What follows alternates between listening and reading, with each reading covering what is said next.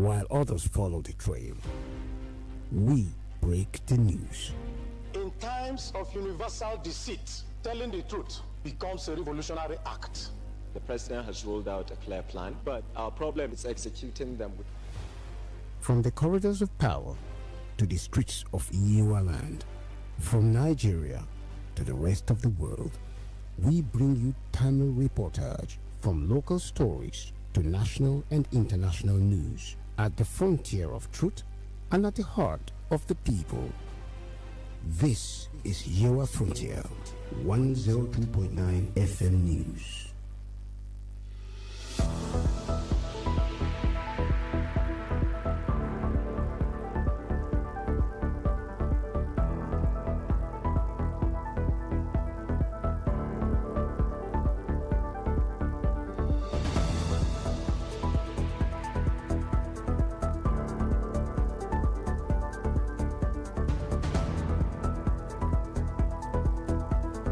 Good afternoon. This is the midday news on Yewa Frontier 102.9 FM. My name is OLUWAFUNMILAYO. ALEX-ONI. Here are the top stories. World Bank approves fresh $1.25 billion loan for Nigeria. Lagos postpones today BECE exams over Oro Festival.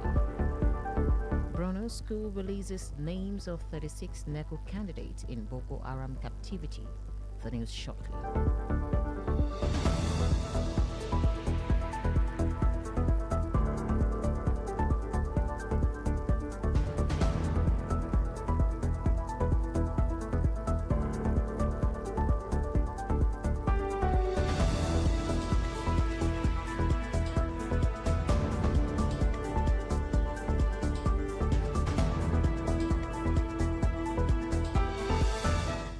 And now the news in full. The World Bank has approved a fresh $1.25 billion loan for Nigeria under its Nigeria Actions for Investment and Job Acceleration program amid public concerns over the country's rising debt burden. The approval was announced in a statement issued by the World Bank today, alongside the launch of a new country partnership framework for Nigeria covering 2026 to 2032. The bank said the new framework will guide its support for Nigeria over the next 6 years, with a focus on creating jobs by unlocking private sector-led growth. The latest approval is the second largest single World Bank loan secured by Nigeria under President Bola Tinubu after the 1.5 billion naira reforms for economic stabilization to enable transformation development policy financing approved in June 2024. The Lagos Chamber of Commerce and Industry has urged the Nigerian Revenue Service to grant a 1-month extension for the filing of company income tax returns. LCCI Director General Dr. Chinyere Alona made the appeal in Lagos today via a statement. She has appealed to the NRS to waive penalties for companies that were unable to file the returns by yesterday's statutory deadline due to the portal's failure. Alumna explained that the prolonged downtown experience on the Rev 360 platform on the deadline day prevented thousands of companies from completing their tax filings. She noted that though some businesses waited until the last minute to file their returns, the widespread system failure could not be blamed on taxpayers. Still in Lagos State, the state government has postponed all basic education certificate examination papers earlier scheduled for today, following the declaration of the Oro Festival in part of Ikorodu Division. The state government in a statement said the affected papers will now be written on Tuesday, July 7, 2026, while all other examination papers will hold on their previously scheduled date. According to the statement, the postponement is to ensure the safety of candidates, examination officials, and other stakeholders.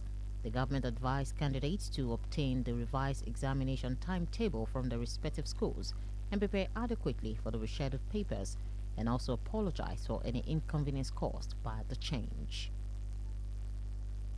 The Federal Road Safety Corps (FRSC) has announced that its 2026 recruitment exercise will commence on Friday, July 3, inviting qualified Nigerians to apply for vacancies across its officers, marshal inspectorate, and road marshal assistant cadres. FRSC said applications will be accepted online for 4 weeks through its recruitment portal, stressing that the application process is free. The corps added that applicants must be Nigerian by birth, computer literate, medically fit, and single. They must also possess the required educational qualifications and professional licenses where applicable. It added that applicants must not have tattoos on any part of their bodies and should use the personal email addresses and phone numbers when submitting applications. You're listening to the media news on your Frontier 102.9 FM, still to come.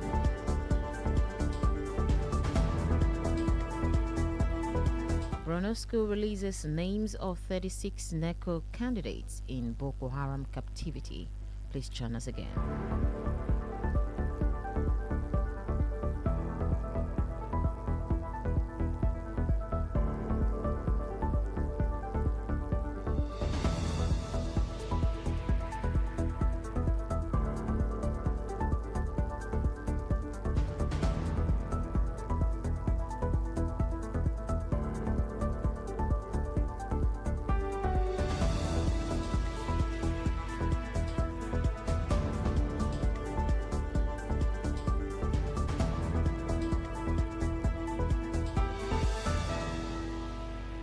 Welcome back. You're still listening to the media news on your Frontier 102.9 FM. To stay connected with us beyond the airwaves, kindly follow us on Facebook, your Frontier 102.9 FM, on Instagram, YouTube, TikTok, and X at your Frontier FM. You can also listen to us from anywhere in the world via Radio Garden.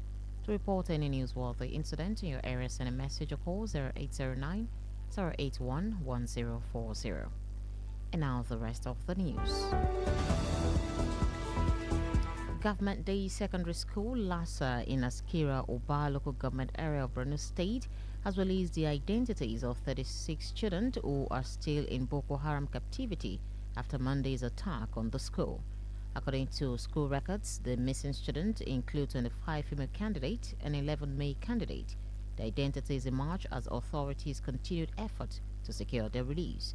Meanwhile, the Borno State government has confirmed that the abducted students are between the ages of 15 and 18. Recall that the students were among candidates sitting for the ongoing National Examination Council NECO Senior School Certificate Examination when gunmen stormed the school and abducted them alongside their teachers. On the foreign scene, two senior Iranian sources said Iran is determined to win international recognition of its control over the Strait of Hormuz and ability to levy fees on ships entering or leaving the Gulf, even if it has to do so by force. Under this month's interim deal with the U.S. to end their 3-month conflict, Iran agreed to let ships pass through the strait for 60 days without charge. If the interim deal ends without being extended, Iran will start charging ships for passing in mid-August, though it has not yet laid out any list of what fees it will charge or how. Recall that U.S. President Donald Trump said last week that there will be no tolls charged for passage through the strait unless Washington decided to impose them itself. Also, U.S. Secretary of State Marcus Rubio said during a meeting with Gulf State that no country had the right to block shipping or impose fees or tolls for passage through an international waterway. And now to sports news. Barcelona have extended Danish defender Andrea Christensen's contract until June 2028. The 30-year-old centre-back, whose previous deal expired at the end of June, has been frequently sidelined by injuries during his time at Camp Nou. The Denmark international played a key part in Barcelona's La Liga triumph in his debut campaign at the club in 2022 after arriving from Chelsea. Christensen has played 98 times for Barca, winning 3 La Liga titles and among other trophies.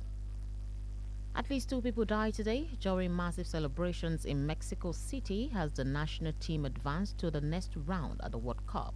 The celebrations came after Mexico beat Ecuador to record their first World Cup knockout win since 1986, sending the co-host into the round of 16. According to the city's health ministry, a 19-year-old woman and a 44-year-old man died of suffocation. Authorities have not confirmed the death of a third person. And with those sports stories, we end this edition of Meet the News on Your Frontier 102.9 FM. But before we go, a recap of our top stories.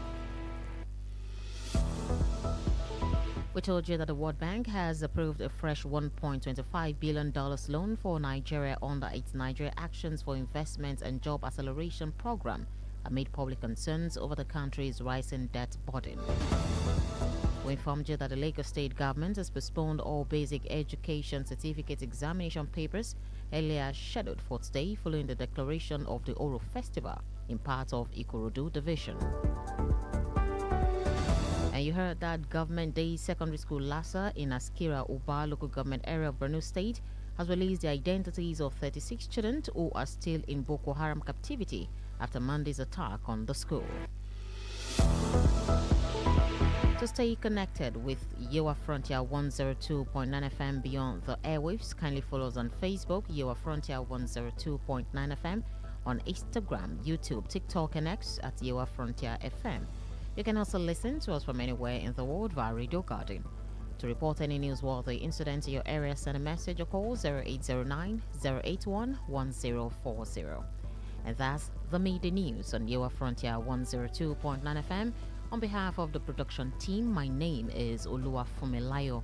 ALEX-ONI, many thanks for listening. Happy New Month.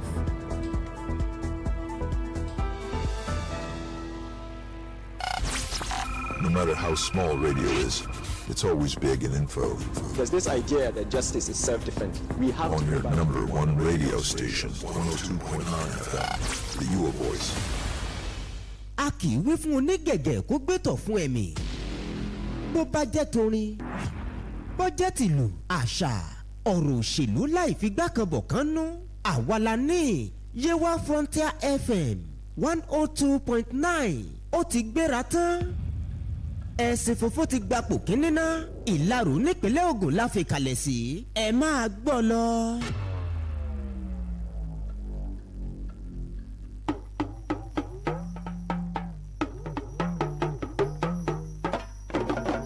Àkọ́tún ìròyìn rèé láti lè ṣe rédíò Yewa Frontier 102.9 FM.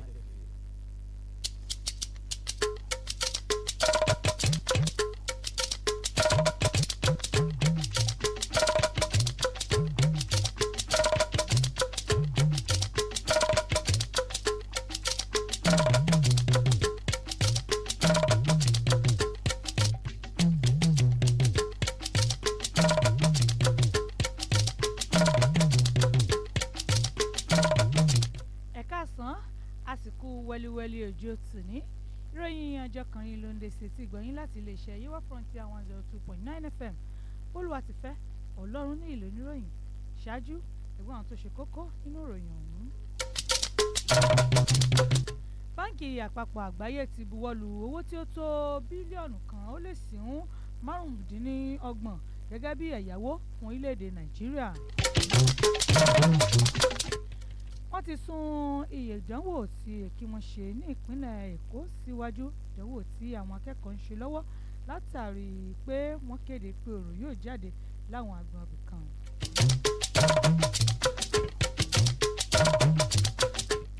Ilé-ìwé tí wọ́n ti kó àwọn ọmọ ní ọjọ́ Ajé ọ̀sẹ̀ yìí ní ìpínlẹ̀ Borno náà ni wọ́n ti fi orúkọ àwọn akẹ́kọ̀ọ́ mẹ́rìndínlógójì síta gẹ́gẹ́ bí àwọn ọmọ tí ó wà ní àkóló àwọn ajínigbé.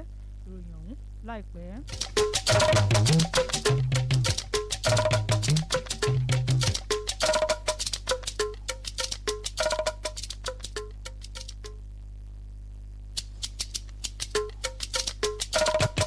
Ìròyìn ọ̀hún rèé lẹ́kùnrẹ́rẹ́. Báńkì àpapọ̀ àgbáyé ti buwọ́lu ẹ̀yáwó tí ó tó bílíọ̀nù kan ó lé sí márùndínlọ́gbọ̀n fún orílẹ̀-èdè Nàìjíríà gẹ́gẹ́ bí wọ́n ti ṣe lálàyé wípé wọ́n fẹ́ lo ẹ̀yáwó ọ̀hún fún ìrànwọ́ ìdókòwò pípèsè iṣẹ́ àti àwọn nǹkan amáyédẹrùn lọ́lọ́kan òjọ̀kan. Ẹ̀yáwó yìí wáyé ní àsìkò tí awuyewuye lọ lórí pé ipò tí ẹ̀yáwó wa wà ó lọ sókè gegege. Báńkì àgbáyé kéde èyí lónìí níbi tí wọ́n ti ń ṣe ìpàdé tí wọ́n ní wọ́n sì tún mú ìmúgbòòrò bá ìbáṣepọ̀ tó wà láàrin orílẹ̀-èdè Nàìjíríà àti Báńkì àpapọ̀ àgbáyé. Ẹ̀yáwó yìí jẹ́ ẹlẹ́ẹ̀kejì ẹ̀yáwó tí ó pọ̀ jùlọ tí ìṣèjọba Bọ́lá Ahmed Tinubu yóò yá lẹ́ẹ̀kan ṣoṣo tí ẹjọ́ pé tí wọ́n yá ṣáájú àsìkò yìí ní iye owó ọ̀hún jẹ́ bílíọ̀nù kan ó lé síún márùn-ún owó dọ́là.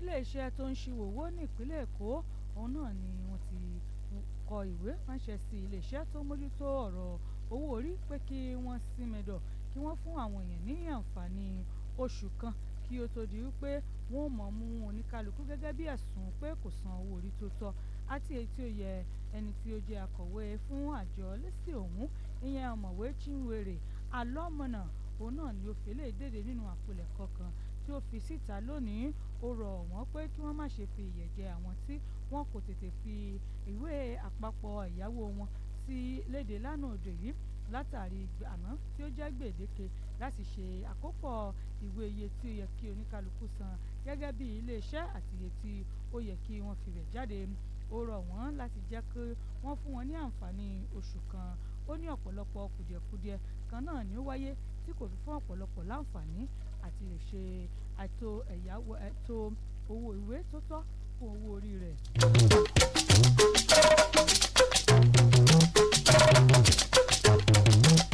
ìjọba ìpínlẹ̀ Èkó ti sún gbogbo ìdánwò ti èyí tí àwọn ọmọ ń ṣe tí ó wà ní ìpele ẹlẹ́ẹ̀kẹta àti girama síwájú gẹ́gẹ́ bí wọ́n ti jẹ́ kó di mímọ̀ pé wọ́n sún síwájú látàrí bí wọ́n ti kéde pé ọ̀rọ̀ yóò jáde ní agbègbè ibìkan ní ìlú Ìkòròdú ìjọba ṣàlàyé pé ìdánwò tí ó yẹ kí wọ́n ṣe lónìí ọ̀hún náà ni ó wáyé ní ọjọ́ keje oṣù keje ọdún tí a wà nù rẹ̀ yìí tí gbogbo ìdánwò tó kù yóò sì máa wáyé ní àlàkalẹ̀ ní mẹ̀lọmẹ̀lọ bí wọ́n ti là á kalẹ̀ wọ́n gbé eléyìí kalẹ̀ ní lẹ́yìn ojúnà àti lè rí dájú pé ààbò wà fún àti olùkọ́ tí yóò ṣe àkóso àwọn ọmọ lásìkò ìdánwò àti akẹ́kọ̀ọ́ tí yóò kọ ìdánwò.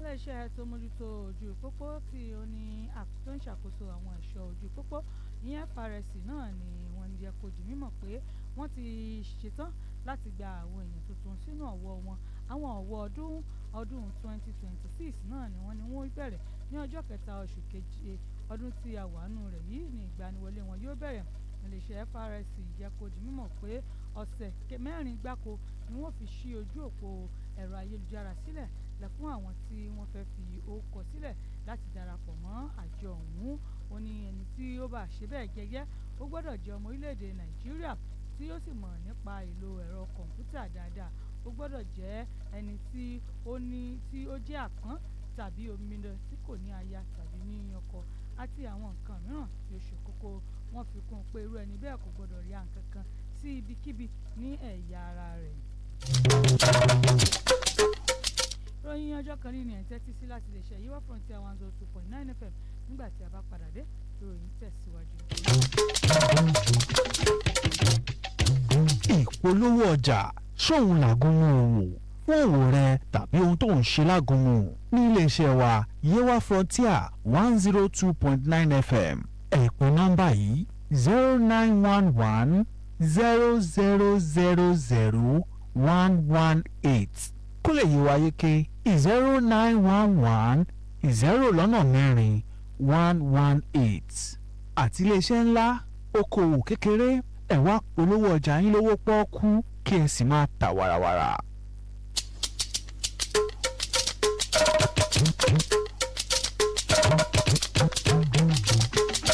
ẹ ṣeun bẹ́ẹ̀ tí ń tẹ̀sí gbọ́ wá ẹ má gbàgbé pẹ̀lú wá ketekete lójú òpó abánidọ́rẹ̀ẹ́ Facebook tẹ́ ẹ bá ti tẹ̀ Yíwá Frontier 102.9 FM Ìláró lójú òpó Instagram TikTok àti X Yíwá Frontier FM níbẹ̀ la kalẹ̀ sí tó bá lóhun kóhun tó jọ mọ́ròyìn tí ẹ fẹ́ fi tó wa létí ní yàrá ìròyìn wa ẹ lè pè sórí 0090811040 0090811040 ẹ sì rí wa gbọ́ lójú Radio Garden app.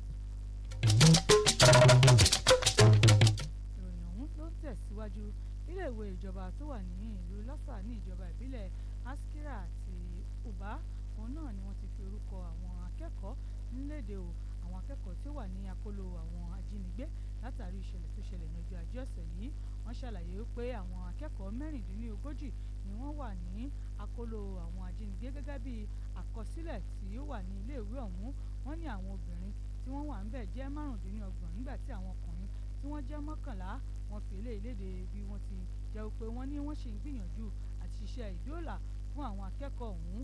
Ẹ̀wẹ̀ ìjọba ìpínlẹ̀ Borno fi léde pé wọ́n fi ìdí rẹ̀ múlẹ̀ pé àwọn akẹ́kọ̀ọ́ tí wọ́n kó ọ̀hún wà láàárín ọdún 15 sí ọdún 18 tí ẹ bá gbàgbé ní ọjọ́ ọ̀sẹ̀ náà ni wọ́n lọ kó àwọn akẹ́kọ̀ọ́ níbi tí wọ́n ti ń ṣe ìdánwò ìkẹ́kọ̀ọ́jáde iléèwé girama ti NECO.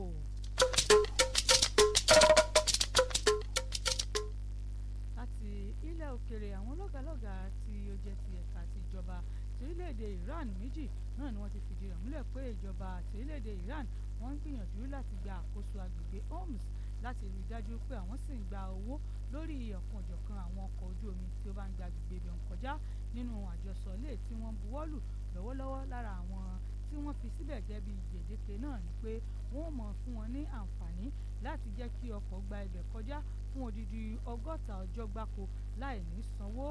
Bí àsìkò náà bá sì tó tí wọn ò bá fi kún un, yóò jẹ́ pé ní àárín oṣù kẹjọ náà ni wọ́n bẹ̀rẹ̀ sí ní gba owó lórí àwọn ọkọ̀ ojú omi tó bá ń gba agbègbè ibẹ̀ ń kọjá.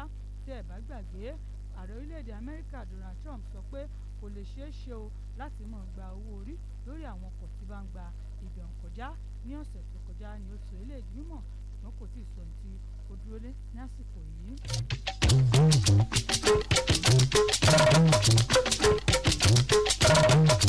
Láti agbọn eré ìdárayá, ẹgbẹ́ agbábọ́ọ̀lù Barcelona ti fi kún iye ìgbà tí Andres Christian yóò máa lò ní ọ̀dọ̀ wọn ti buwọ́lu ìwé pé yóò wà ní iléeṣẹ́ agbábọ́ọ̀lù ọ̀hún títí di oṣù kẹfà ọdún 2028.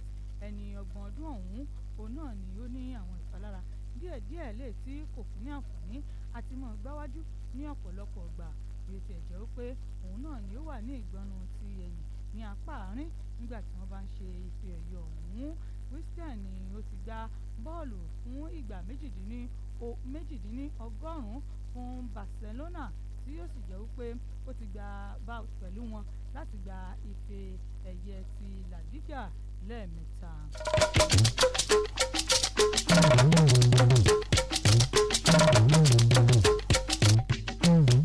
Láti ilẹ̀ òkèrè bákan náà, àwọn méjì ni wọ́n jẹ́ kó di mímọ̀ pé ayọ̀ àyọ̀jú ti ṣe ikú pa ní ìlú Mexico látàrí bí inú wọn ṣe dùn nítorí pé orílẹ̀-èdè wọn ó wọ ìpele 16 nínú ife ẹ̀yẹ àgbáláyé eléyìí tí wọ́n ń gbá lọ́wọ́lọ́wọ́ nígbà tí wọ́n gbo ewúro sí ojú Ecuador nínú ife ẹ̀yẹ àgbáyé lè ti ń lọ lọ́wọ́lọ́wọ́.